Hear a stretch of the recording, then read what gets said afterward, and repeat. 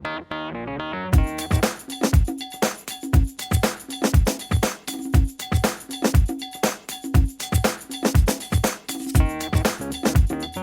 did that for about 15 years, and it was just a great conference with a lot of... 1 week long. Wow. So a lot of hands-on. We actually started at that. This is interesting for the ventriloquist community because not a lot of people know about it.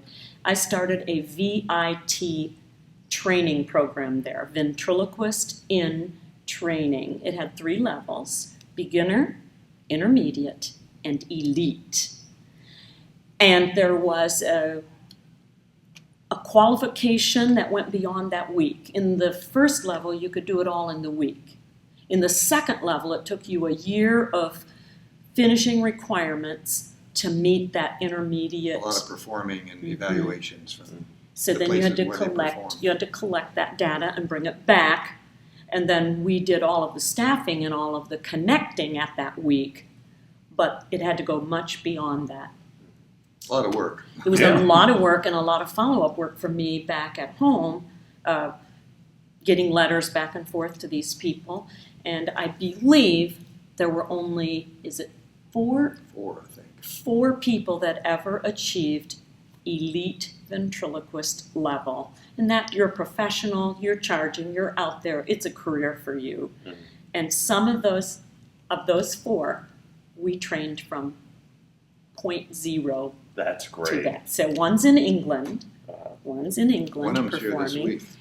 One of them's here Lisa this Laird. week. Oh, okay. Lisa Yes. is one of your students. She was Okay. our last one, and she's now working in television and Yes, doing she- some really cool stuff. I did an interview with her for my blog, and she was just delightful. Yeah. And she was telling me all about her new television project, and I was so thrilled for her. So those are my pride and joy, and I just excited that a lot of times when you teach basic ventriloquism, you wonder if anybody is ever going to go anywhere with it. Mm-hmm. And you teach it to thousands of people, and you think, why am I doing this? Because it doesn't matter. And then when you have people that take it clear to the top, that's exciting. Well, let me say about VIT, it is no longer in existence.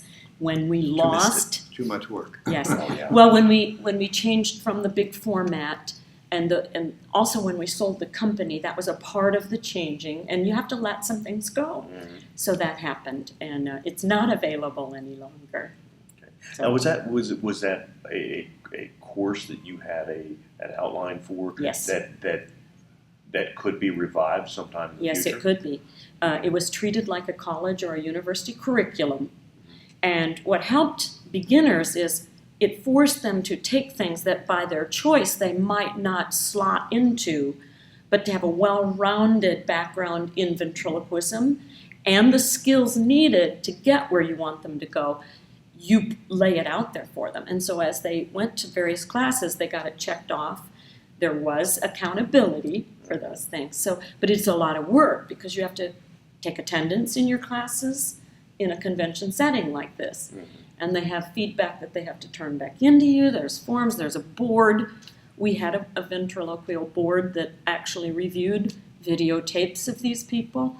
So it's not a small, it was a small university concept.